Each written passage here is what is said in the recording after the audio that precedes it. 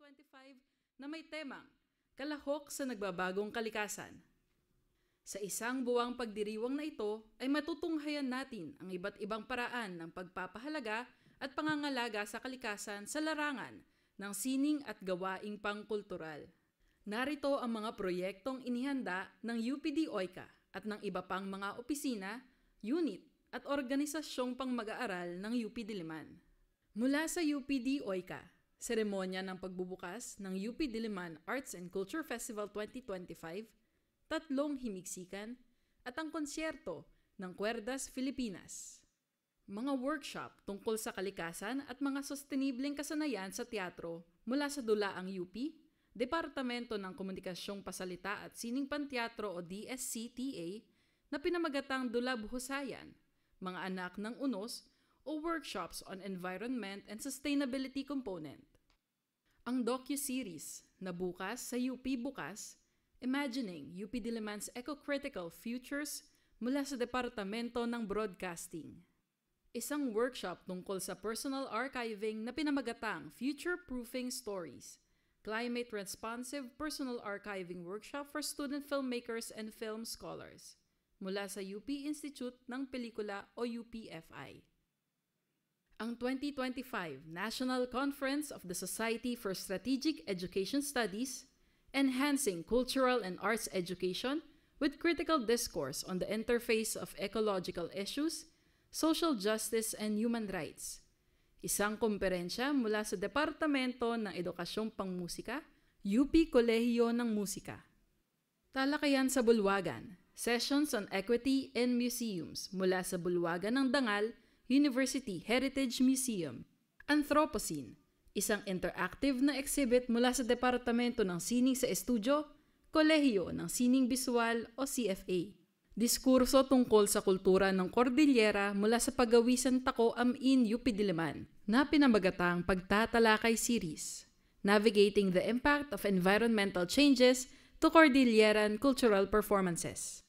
Mga workshop tungkol sa pagsusulat ng sining na Essays and Assays, Approaches and Experiments in Art Writing mula sa Departamento ng Aralin sa Sining, Kolehiyo ng Arte at Literatura. Isang proyekto tungkol sa sostenibleng pamamaraan sa pagkain mula sa Serbisyong Pampagkain ng Universidad o UFS na pinamagatang Kani-Kaniyang Baunan o KKB tungo sa sostenibleng UP Diliman. Ang Youth in Charge, Environmental Actions of the Youth as Champions of Sustainability. Isang proyekto mula sa Sentrong Asyano tungkol sa halaga at papel ng kabataan sa mga krisis sa kalikasan. Kompetisyon ng sabayang pagbigkas at interpretasyong oral na pinamagatang Speech Cup 2025 mula sa UP Speech Communication Association o SPECA. Samahan kaming suriin kung paano nakakaapekto ang sining sa ating pananaw at pagtangkilik sa mas maayos na kalikasan. Abangan ang mga susunod na anunsyo at detalye sa aming Facebook page. Sama-sama nating itaguyod ang sining para sa kalikasan.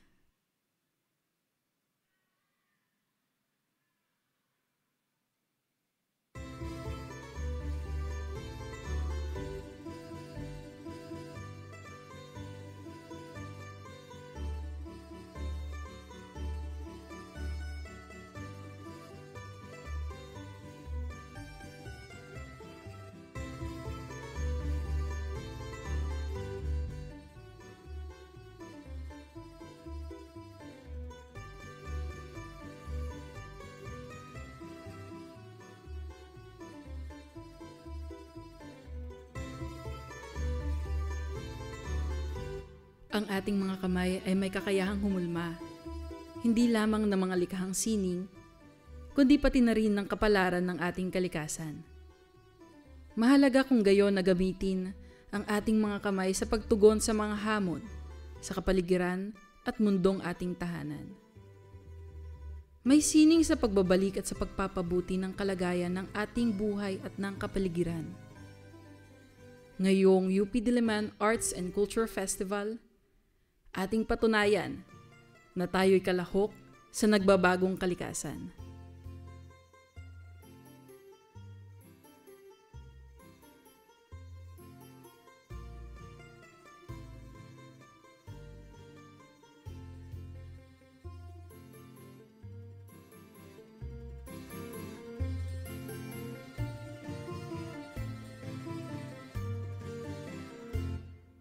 Pinasasalamatan namin ang kontribusyon ng mga opisina at institusyon na tumulong sa amin upang dalhin ang mensahe ng UP Diliman Arts and Culture Festival ngayong 2025. Opisina ng Chancellor, UP Theater Complex, UP Diliman Opisina ng Impormasyon, Opisina ng Vice Chancellor para sa Administrasyon, Opisina ng Vice Chancellor para sa mga gawaing pampamayanan, Opisina ng Vice Chancellor para sa Planning at Development, Diliman Environmental Management Office, Opisina ng Arkitekto sa Campus, Kolehiyo ng Sining Bisual, Kolehiyo ng Agham, Kolehiyo ng Musika, Sentrong Asyano, Serbisyong Pangkalusugan ng Universidad, Serbisyong Pampagkain ng Universidad, Lokal na Pamahalaan ng Lungsod Quezon, Pambansang Komisyon ng Kultura at Mga Sining, Opisina ni Senador Loren Legarda, Musicological Society of the Philippines, Sentrong Pangkultura ng Pilipinas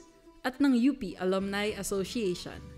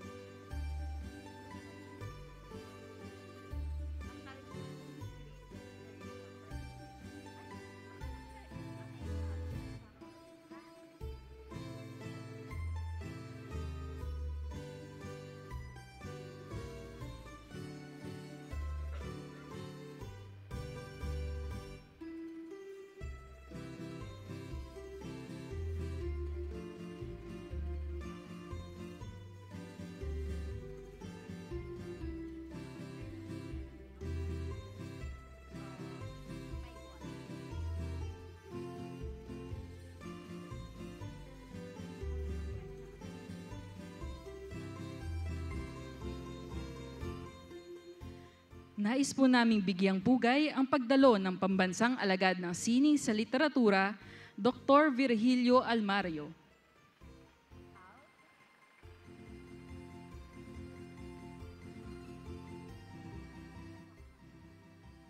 Pinasasalamatan namin ang kontribusyon ng mga opisina at institusyon na tumulong sa amin upang dalhin ang mensahe ng UP Diliman Arts and Culture Festival ngayong 2025.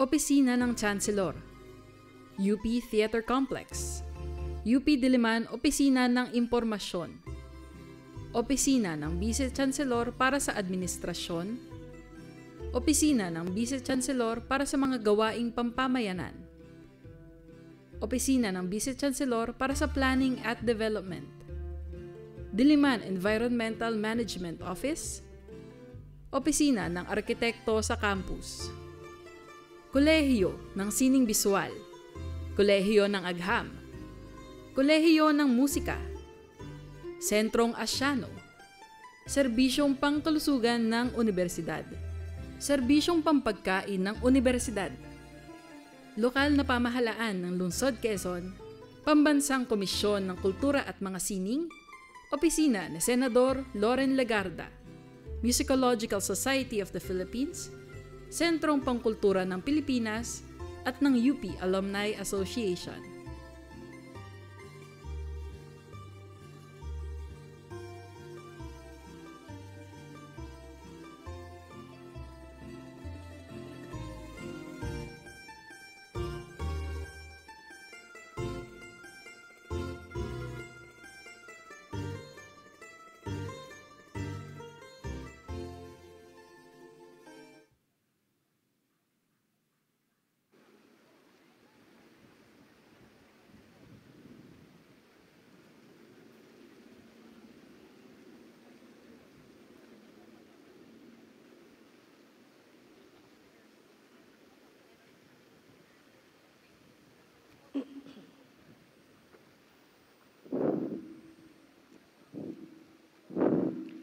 Magandang hapon sa inyong lahat. Pambansang Alagad ng Sining Virgilio Almario, mga opisyal mula sa Universidad ng Pilipinas, Sistema ng Universidad ng Pilipinas at UP Diliman, mga mahal na dekano, at mga miyembro ng komunidad ng UP Diliman. Ako si Monica Santos, Direktor ng UP Diliman, Opisina para sa Pagpapasimuno sa Kultura at Mga Sining, o UPD-OICA. Maraming salamat sa inyong pagdalo sa seremonya ng pagbubukas ng UP Diliman Arts and Culture Festival 2025. Noong nakaraang taon, ipinagdiwang natin ang ika-75 taon ng paglipat ng oblation mula sa Maynila patungong Lungsod Quezon, kung kailan masasabi nating naitatag ang ngayong mayabong at malawak na komunidad ng UP Diliman. Sa festival sa taong ito, pagtutuunan natin ng pansin ang mga naging pagbabago sa kapaligiran at ugnayan ng mga namumuhay sa UP Diliman. Noon, ang lugar na ito ay masukal at madilim, puno ng mga halaman, puno, palayan, at iba pang taniman na mga dati nang naninirahan dito. Sa paglaon ng panahon, naitayo ang naglalakihang mga gusali, kalye-kalyeng mga bahay, mga daanan, at iba pang istruktura na sinabayan ng pagdami ng mga taong tumuturing sa UP Campus bilang kanilang tirahan, lugar ng pahingahan, tambayan, o tipunan. Ngunit sa kabila ng mga pagbabagong nabanggit, may nananatili pa ring mga isla ng berde sa ating campus. Sa makatuwid, sinasabing isa sa mga natitirang green spaces sa ating syudad ang UP Diliman. Kailangan nating alalahanin ito ngayon, lalo na't maraming hamon ang dala ng pagbabago sa ating klima na nagpapalala sa estado ng kabuhayan at pamumuhay ng nakararami. Kinakailangan natin ang kritikal na pagsusuri sa ating mga kaalaman at kamalayan na sa kinalaunan ay naging sanhi na rin ng patuloy na pagsira sa ating kapaligiran. Ito ang pakay sa ating festival sa taong ito, na may temang kalahok sa nagbabagong kalikasan. Tayo ay ginigising sa katotohanan na tayong lahat ay bahagi sa mga naging pagbabago sa ating kapaligiran. Kaya naman nasa sa atin din ang kakayahang baguhin ito para sa ikabubuti ng lahat. Kung napapansin ninyo, medyo kakaiba ang ating setup para sa programang ito. Ito ay dahil dalawa ang proyektong inilulunsad natin sa gabing ito. Una dito, ang ating UP Diliman Arts and Culture Festival, at pangalawa ay ang Kalikhasan, Outdoor Art Projects on Campus Ecology, isang exhibit na panlabas kung saan may itatayong 3 instalasyon sa mga pampublikong lugar sa ating campus. Isa na dito ang nakikita natin sa loob ng amphitheater na gawa ni Dayang Iraola. Nais naming ipakita sa exhibit na ito sa pamamagitan ng iba't ibang malikhaing pamamaraan kung paano tayo nakilahok at makikilahok sa pagbago ng kalikasan tungo sa masustenable at makatarungang pamumuhay habang pinapahalagahan ang ating mga buhay na pamana. Bukod sa exhibit na nabanggit, mayroon pang ibang proyekto na inihanda ang aming opisina, ang UP Diliman Oika. Nariyan ang 3 pagtatanghal ng himigsikan na gaganapin sa mga susunod na linggo sa College of Science Amphitheater, sa harap ng Kolehiyo ng Musika, at sa Liwasang Aurora ng Quezon City Memorial Circle. Magkakaroon din tayo ng konsyerto ng Cuerdas Filipinas, ang unang orkestrang rondalya ng ating bansa, na gaganapin sa GT Toyota Asian Center Auditorium. At galing naman sa iba't ibang mga unit na pang-akademiko at pang-administrasyon at mga organisasyong pang-mag-aaral sa UP Diliman, ang ilang proyekto na nagpapahalaga sa pag-iingat ng ating buhay na pamana at sa papel ng mga sining sa tungkuling ito. Mga proyekto na nakatuon sa pagpapalaganap ng mga sustainabling pamamaraan para sa ating pang-araw-araw na pamumuhay. At syempre, meron ding mga pag-aaral at kritikal na komentaryo sa estado ng ating edukasyon, kapaligiran at mga ugnayan na ipapahiwatig sa ilang mga likhang sining, pananaliksik at mga talakayan. Hindi mangyayari ang lahat ng ito kung wala ang suporta at tulong mula sa mga opisina at organisasyon sa loob at labas ng ating universidad.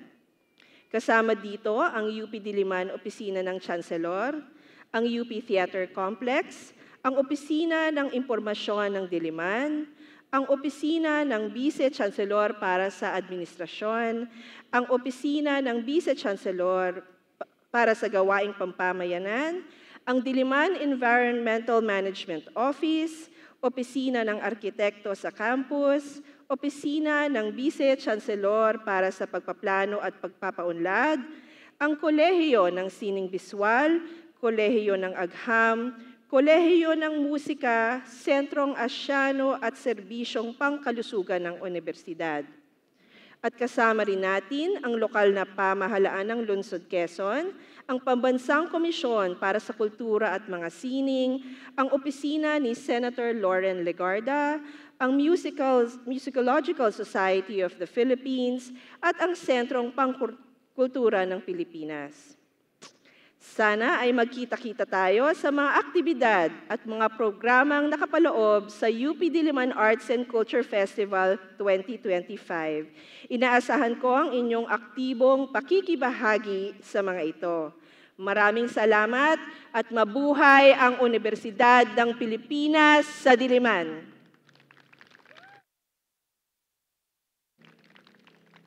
At ngayon, upang magbigay ng ilang salita tungkol sa kalikhasan, narito ang kasama kong curator na si Mark Louis Luge. Maraming salamat, Director Santos.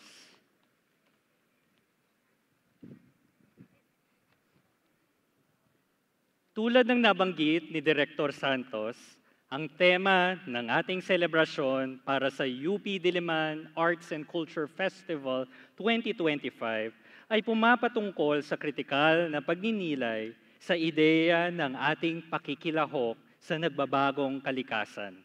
Ito man ay sa negatibo o sa positibong paraan. Kaya't ang mga pampublikong eksibisyon para sa festival ng taong ito ay naglalayong bumuo ng mga likhang sining na pupukaw at maghihikayat sa komunidad ng pamantasan na suriin ang kalagayan ng kalikasan sa ating campus. Pagnilayan ang ating sangay-sangay na ugnayan sa lugar na ito at tingnan ng mas malalim ang ating relasyon sa pamantasang mahal na itinuturing nating tahanan sa mahigit pang 75 taon. 3 pampubliko at interaktibong likhang sining ang inyong matutunghayan na unti-unting uusbong sa iba't ibang lugar sa ating campus, mula sa ampitheatro hanggang Academic Oval, simula ngayong gabi hanggang Hunyo 2025. Ang una ay ang Kaibuturan, Sounding the Core ni Dayang Yarawala na matutunghayan at mararanasan natin ngayong gabi. Ang pangalawa ay ang Urban Forestry Institute Diliman or UFIND ni Carl Castro na parehong magpapabalik-tanaw at magpapaisip sa atin sa kaayusan ng Diliman Campus bilang dating kagubatan, sa ating kasaysayan at sa hinaharap o sa hinagipman ng ating isipan. At ang pangatlo ay isang kritikal na eksaminasyon ni Isolatong sa interseksyon ng identidad at espasyo at paghubog ng isa sa isa't isa. Nilalayo ng mga likhang sining na ito na mapukaw ang ating isip, puso, at maging katawan sa mga tanong na madalas na napagsasawalang bahala kapisan ng ating pagninilay sa nagbabagong kalikasan. Halimbawa, ano nga ba ang mga epekto at kontribusyon ng ating mga kilos, gawi, at mga perspektibang pinangahawakan sa ating kapwa, iba pang nilalang at kalikasan? Paano natin titingnan ang konsepto ng kaayusan, paglago, paglinang, at pagpapayaman sa paghubog ng mga programa at infrastruktura sa ating pamantasan? Ano ang mga dalumat na pananaw na maaari nating tingnan upang tiyakin na tayo ay hindi nakasisira, bagkus tunay na nakapagyayaman sa paglinang ng komunidad, pamantasan, at kalikasan?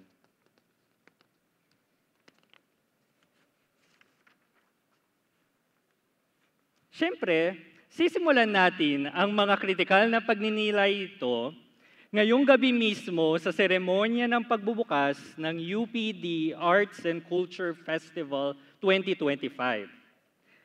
Madalas sa hindi, ang mga programa ng pagbubukas para sa isang piyesta o palatutuntunan ay kinapapalooban ng pinakamalaking partisipasyon ng tao. Mga taong nagsasalita tulad ko, mga nagbibigay ng mga opening remarks, solidarity messages, at mga taong nagtatanghal at nagbibigay aliw sa mga manonood. Ngunit, kakaiba ang ating pagbubukas ngayon. Bakit? Tingnan natin ang ating paligid. Pansinin natin na ang ating scenografiya o setup ay binubuo ng hindi iisang malaking entablado, kundi 4 Apat na magkakarugtong na istruktura sa kalakhan ng kapaligiran ng ampitheatro. At ang tao, tayo, ako at ikaw, tayo, ay maliliit na mabuti lamang kumpara sa napakalawak na likas kapaligiran na natura. Ito ay sapagkat sa ating pambungad na programa na may temang Studies on the Built Environment, ay naglalayon na kilalanin at pagnilayan, gaya ng nasabi ko kanina, ang sangay-sangay na koneksyon natin sa kapaligiran. Madalas sa hindi, ang ideya ng built environment ay tumutukoy sa mga elementong likha ng tao na bahagi ng ating kapaligiran. Kasama dito ang lupaing ipanatag para mabuo itong campus nito. Ang mga gusaling itinayo na abutanay natin ngayon. Ang mga kalsada ang ating nagamit patungo dito sa venue na ito. Ang ampitheatrong kinatatayuan natin at marami pang iba. Idinidiin ng mga ito na hinuhulma ng tao ang ating kapaligiran.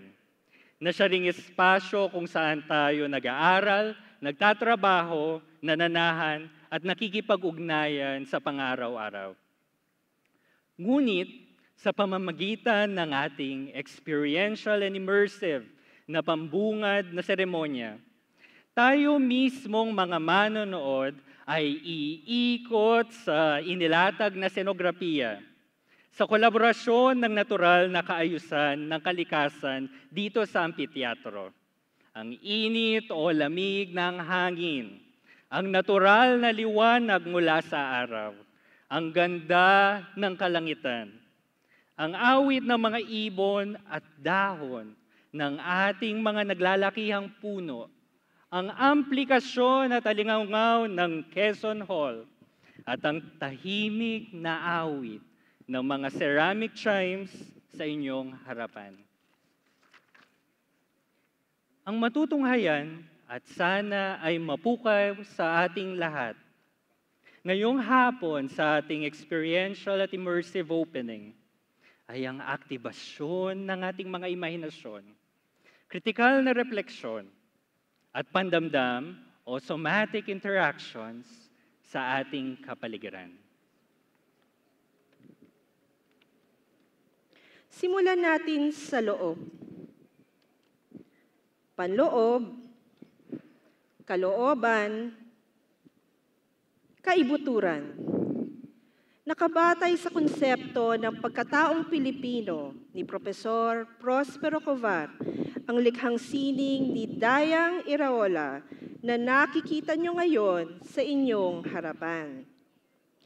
Ito ay binubuo ng mga interaktibong mekanismong pantunog na kumakatawan sa labas, loob, lalim at kaibuturan ng tao. Ang bawat aktibasyon, paggalaw at pagtama na ating gagawin sa mga ceramic chimes ay lumilikha ng banayad at pinong tunog na maihahalin tulad sa pag-agos ng tubig o pag-ihip ng hangin. Mahalaga ang pagiging tahimik upang mapakinggan at maramdaman ng husto ang mga tunog. Sa pagpapatunog ng instalasyon, binibigyang diin ang ating pagiging kalahok sa pagbuo ng ating sonic environment. Halina't pakinggan at panoorin ang aktibasyon ng kaibuturan, Sounding the Core ni Dayang Iraola, kasama ang kaibuturan ensemble na binubuo ng mga mag-aaral mula sa Kolehiyo ng Musika.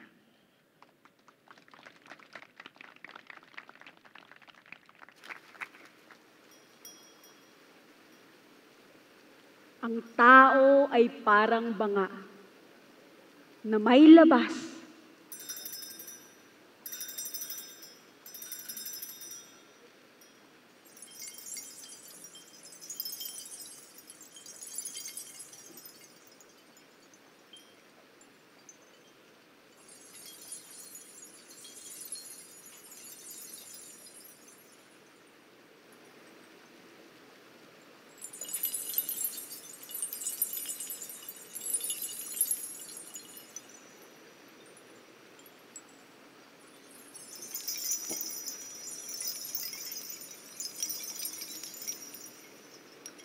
loob.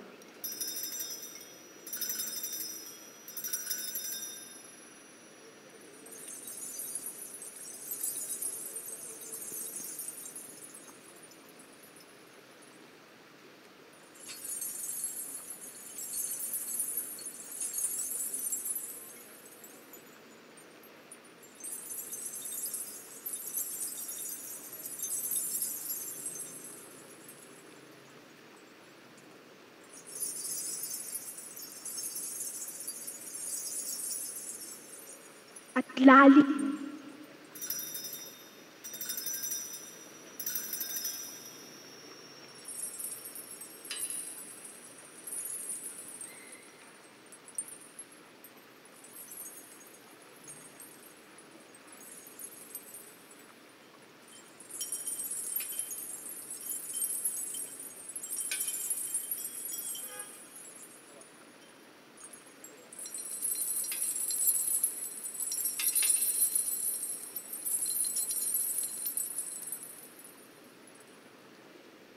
Ang sapantaha mayroong kaibuturan.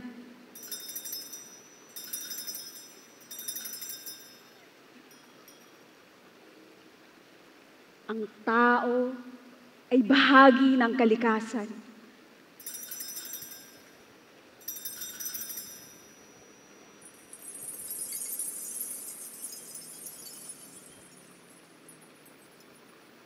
Tao!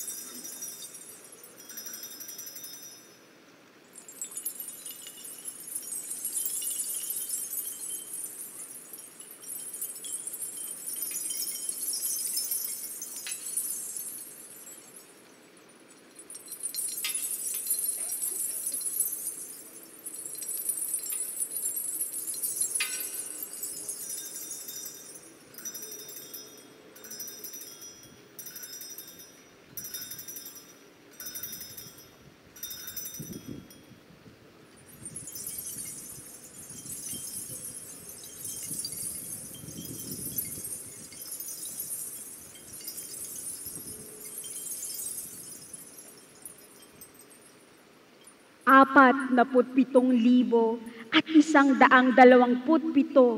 ang bilang ng tao sa mga komunidad sa UP Campus sa panahon ng pandemya noong taong 2020.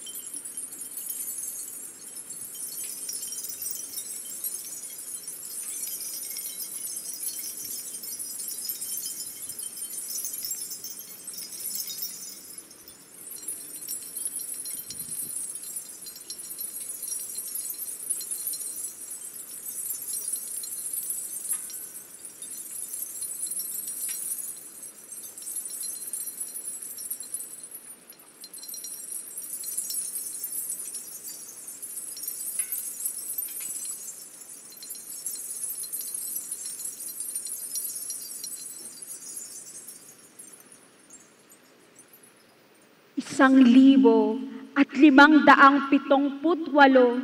ang bilang ng mga guro sa UP Campus sa panahon ng pandemya noong 2020.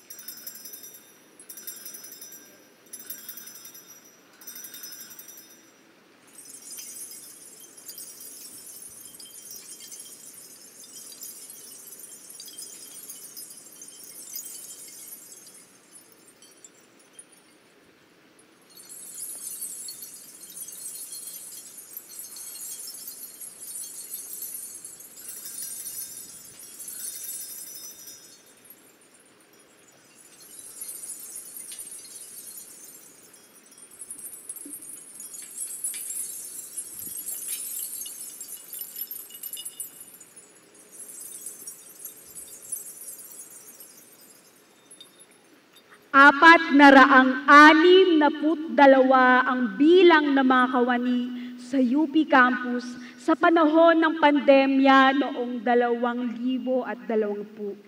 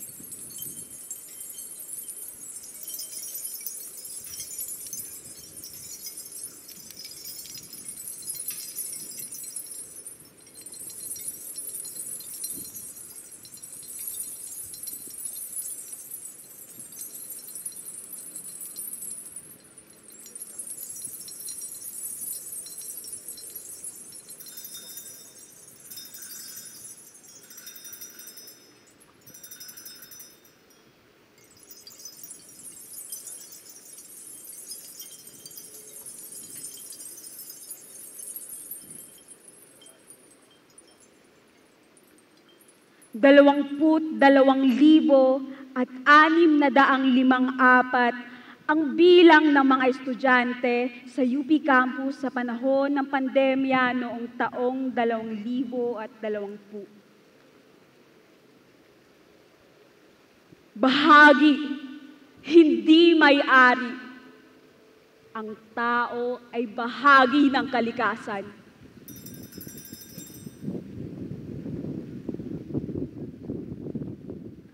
Ang tao ay parang banga na may labas.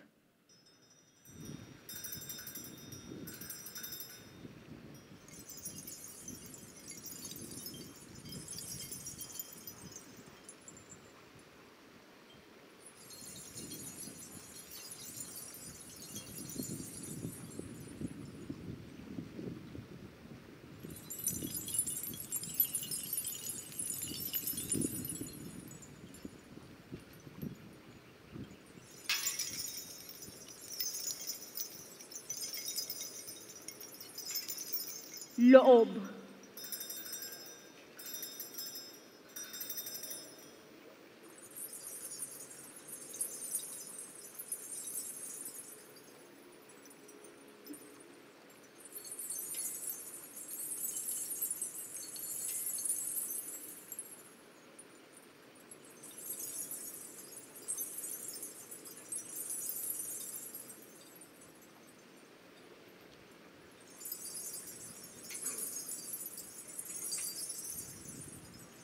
at lalim.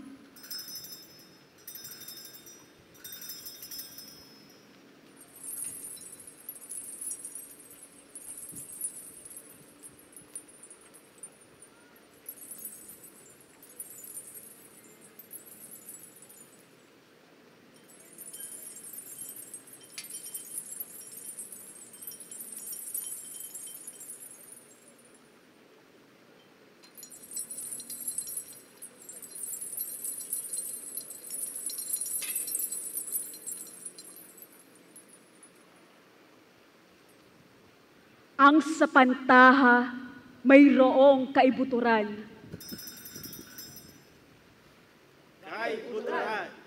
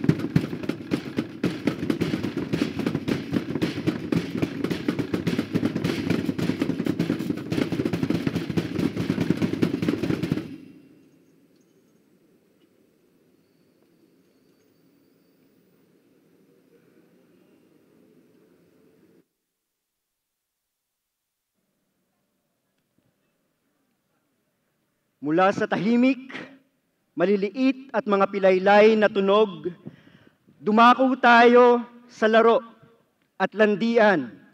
Landian ng agresibo at mapanuyo, malakas at mahina, takot at kaladyaan, kiskisan at paglalayo, pagkapilas-pilas at pagkakabuo, pagkawala, presensya.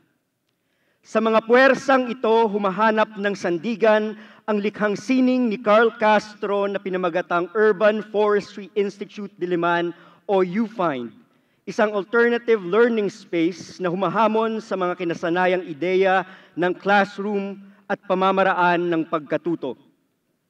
Sa espasyong ito, hinihikayat ang lahat na magpahinga, tumambay, at itanghal ang kani-kaniyang gawain, formal man o hindi. Kaiba sa mga gusali ng ating pamantasan, ang estrukturang ito ay hindi permanente. Kakaiba rin dahil madali itong magpalit-anyo ng naaayon sa pangangailangan ng gagamit nito. Kasabay ng hamong inihain ng likhang sining ang pagpuna nito sa mga paraan ng paggamit sa mga espasyo ng pamantasan, isa sa mga sentral na isyong kinahaharap ng komunidad sa kasalukuyan. Ang aktibasyong pinamagatang isang mahabang paghihintay sa pagkabigo tulad ng nailatag ng instalasyong UFIND ay pagsisiyasat sa konsepto ng espasyo at sa iba't ibang uri ng ugnayan ng mga katawan rito. Ng tao sa tao, ng tao sa di-tao, ng mga nilalang sa mga bagay at sa kapaligiran.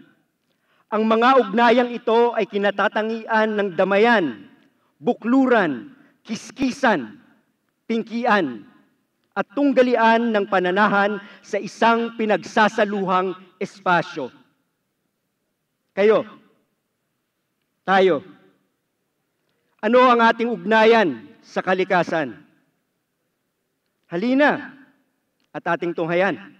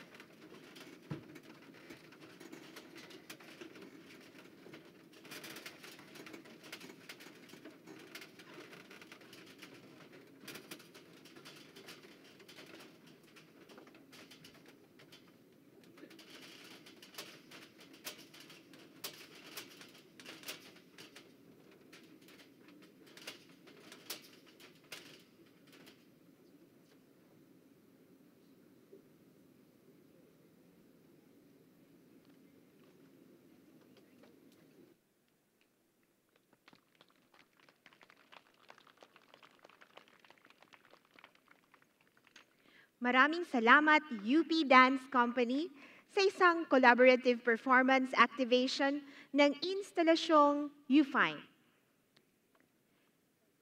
Sa isang mahabang paghihintay sa pagkabigo, lantad ang halaga ng pagsuri sa ating mga sarili at sa ating mga ugnayan sa iba pang mga nanananahan dito sa mundo. Samantalang, sa kaibuturan, sounding the core, tila isang simbolikong paggising naman sa kaibuturan ang naidulot sa bawat sa atin.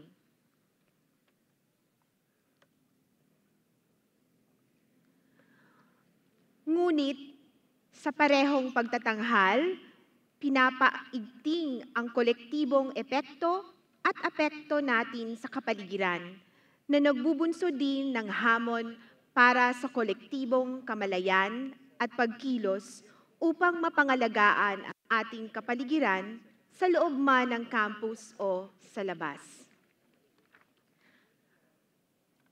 Alam nyo, kung hindi nyo na itatanong at batid, ang mga instalasyon, ang senografiya, ang mga pagtatanghal o aktibasyon, at ang buong palatuntunan natin ngayong hapon ay bunga ng kolaborasyon sa iba't ibang sangay at saray ng ugnayan.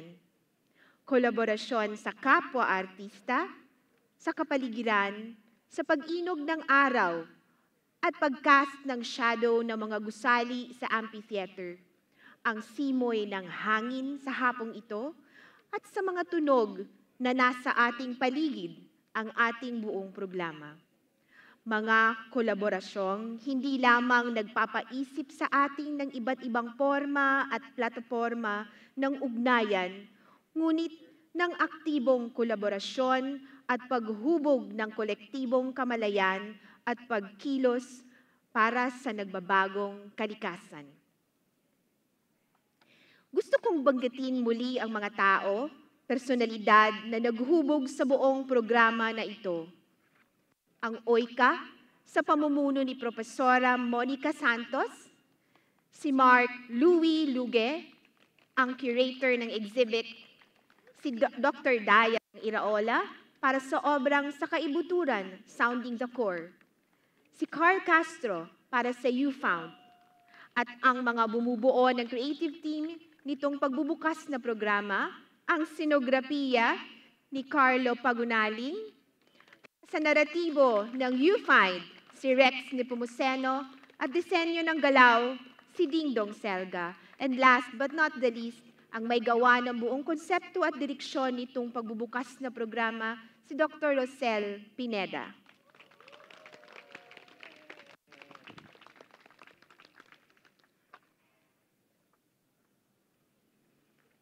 Kaya't bilang panghuling aktibasyon sa ating panghuling estruktura na sumisimbolo sa ating pamantasan, aanyayahan ko ang partisipasyon ng iba't ibang miyembro ng komunidad ng UP o ng pamantasan at nito na imarka ang kanilang lugar sa ating simbolikong mapa sa harapan. Sa pagmarka ng ating lugar sa mapang ito, hindi lamang nating minamarka ang ating magiging aktibong kabahagi ng ating komunidad, kung hindi, minamarka din natin ang ugnayan sa iba pang miyembro ng komunidad ng pamantasan. Sa pag-asa na dito natin tunay na makikita ang ating pagkakaugnayan at sa makatuwid ang kolaboratibo at kolektibong responsibilidad natin sa kapwa at sa lawak ng kapaligiran kung saan tayo ay kabahagi nilang tuldok lamang.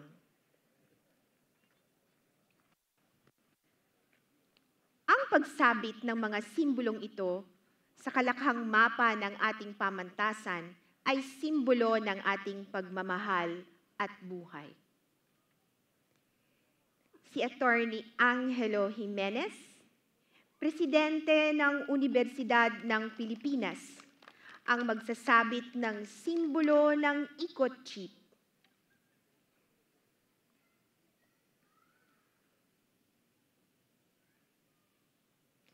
ang eco-chip na kumakatawan sa paglago ng ating universidad habang lumalawak ang lupain na nasasakop ng mga tinatayong gusali at mga tahanan sa ating campus.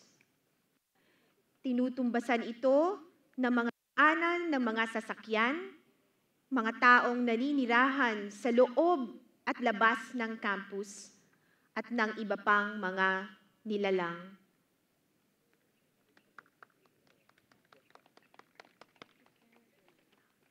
Maraming salamat, President Jimenez.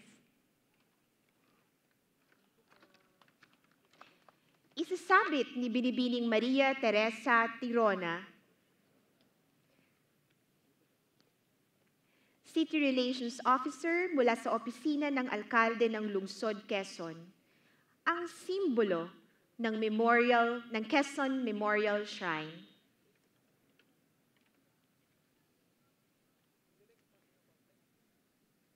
Ito ay nagpapahiwatig sa mas malawak na mundo at ekolohiyang kinabibilangan ng ating universidad at sa magkasanib na kasaysayan ng dalawang institusyon at mga danas ng mahabang proseso ng urbanisasyon.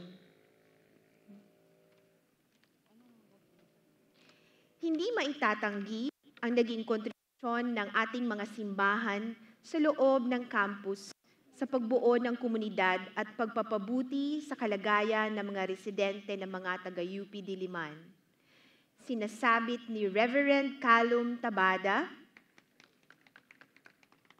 Chaplain at Senior Pastor ng Church of the Risen Lord, ang simbolo ng simbahan bilang patunay sa kanilang walang sawang paggabay at pagbigay ng tulong sa mga nangangailangan.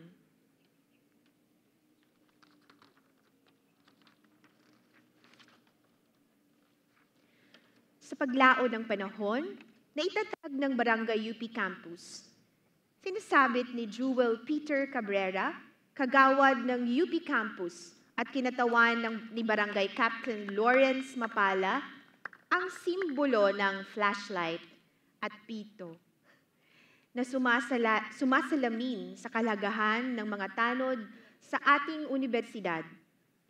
Kasama dito ang mga pook coordinator, mga SSB, mga security guard at opisyal ng ating Barangay UP Campus na sinisigurong ligtas ang ating paninirahan at pamumuhay sa loob ng universidad.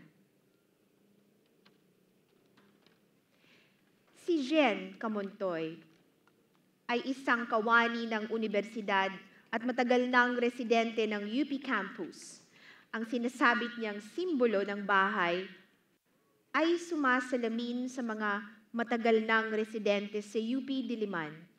Kasama dito ang henerasyon ng mga pamilyang tumuturing sa UP bilang kanilang bayang sinilangan at kinalakihan, pati na rin ang mga hayop at iba pang mga nilalang.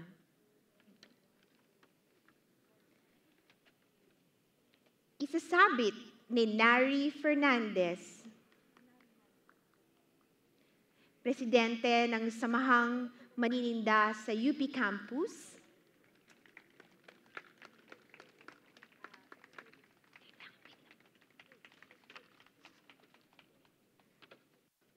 ang simbolo ng tindahan na sumasalamin sa mga kasapi ng ating universidad na may mahalagang inaambag sa ating pang-araw-araw na buhay sa UP Diliman. Dahil sa kanila, tayo ay busog at nakakapaglibang sa isang malinis at maayos na campus. Sinasabit ni Monica Santos, Direktor ng Opisina para sa Pagpapasimuno sa Kultura at Sining, ang simbolo ng sining. Ipinapahiwatig dito ang kahalagahan ng malayang pag-iisip sa ating universidad at ang kalayaang ipahiwatig ito sa iba't ibang malikhaing pamamaraan. Hindi mapapantayan ang kontribusyon ng sining ng scholar ng bayan ang ilan ay nahirang na pambansang alagad ng sining. Tanga ni Chevy de la Cruz, isang student artist scholar, ang simbolo ng sunflower, mga tanda ng pagtatapos sa unibersidad. Inilalarawan din ito ang baon na kaalaman ng mga magsisipagtapos sa unibersidad na patuloy pang malilinang sa pagpasok nila sa iba't ibang larangan ng kasanayan. Bitbit ni Bomen Guillermo, direktor ng Sentro ng Araling Internasyonal at dating rehente ng kaguruan, ang simbolo ng apoy. Bahagi ng kasaysayan ng unibersidad ang pagkawala ng mga gusali at tirahan dulot ng mga sunog. Ipinahihiwatig sa simbolo ng apoy na sa kabila ng patuloy na pag-unlad ng ating unibersidad, marami pa rin sa ating unibersidad ang nakakaramdam ng takot at di katiyakan. Dala ni Attorney Edgardo Carlo Vistan II, Chancellor ng UP Diliman, ang simbolo ng oblation na kumakatawan sa matagal ng pamamalagi ng UP Diliman at ang mga pagbabago sa kapaligiran at mga ugnayan ng mga tao hanggang mabuo ang komunidad ng UP Campus. Ito rin ay nagsisilbing paalala sa atin na ang mandato ng ating unibersidad ay ang pag-alay ng ating kaalaman at mga kakayahan para sa ikabubuti ng ating lipunan at ng ating bayan.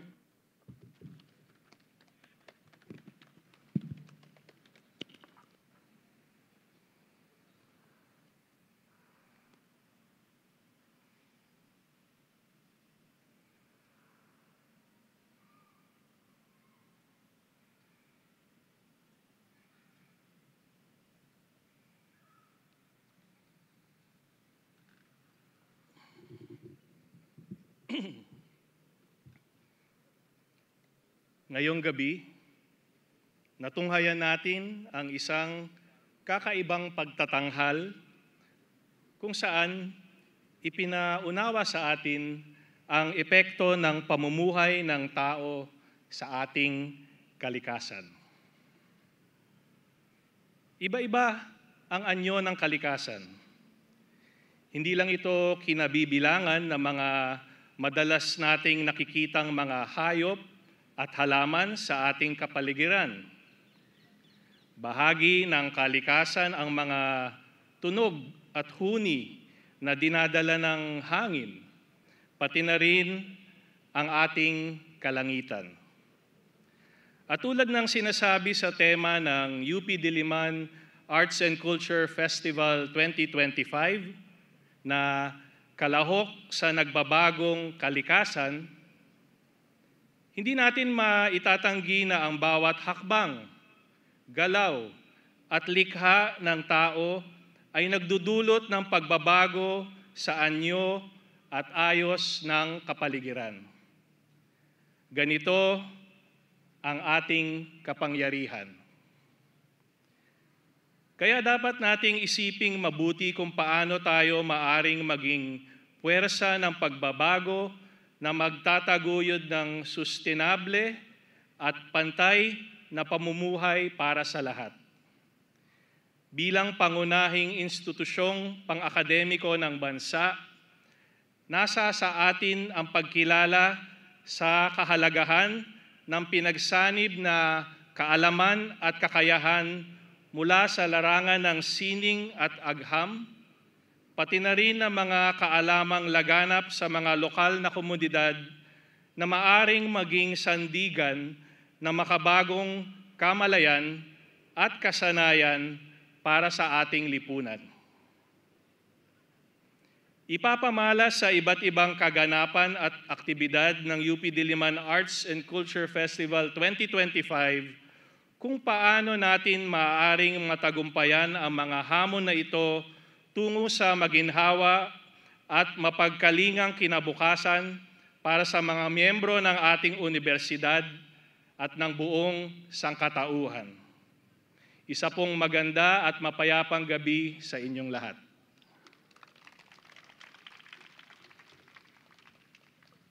Bilang panghuli, inaanyayahan ko ang lahat na tumayo at sabay-sabay po nating awitin ang UP naming mahal.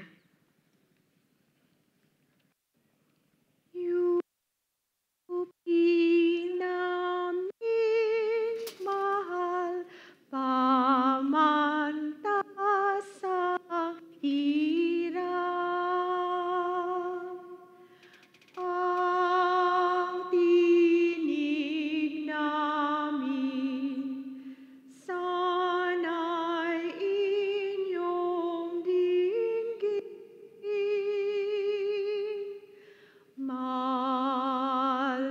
Malayong lupain, amin man marating, di rin magbabago ang damdamin.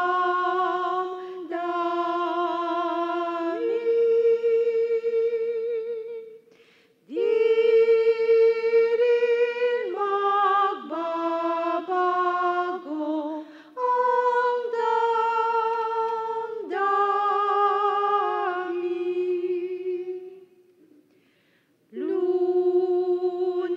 Luntian at pula, sagisag magpakailanman. Ating pagdiwang, bulwagan ng dangal.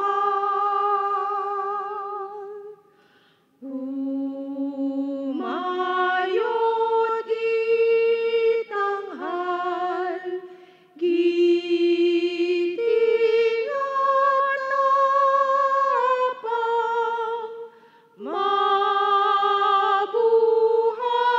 ang pag-asa ng bayan.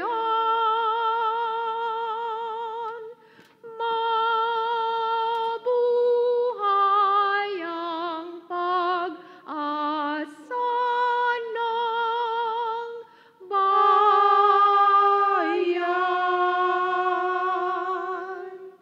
Maraming salamat po at maaari nyo na pong puntahan itong mga instalasyon na ito.